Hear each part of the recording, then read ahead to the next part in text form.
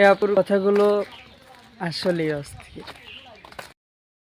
এই শোনো, হ্যাঁ বলো।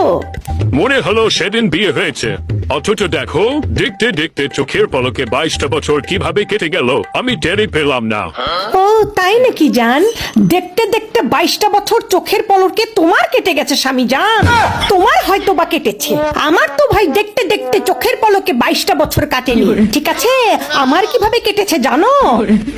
তোমার সংসারে 100 পদের সবার পছন্দ মতো রান্না করতে করতে, বাথরুমে প্রত্যেকটা পরিবারের সদস্যদের কাপড় ধুইতে ধুইতে, বান্দির মতো সংসারে খাটতে খাটতে, এবং তারপরে তোমার মা বাবা 14 গোষ্ঠী ভাই ভাবি থেকে শুরু করে আত্মীয় স্বজন পাড়া প্রতিবেশী সবার, ঠিক আছে সবার ঘোটা শুনতে শুনতে আমার এই 22টা বছর গেছে।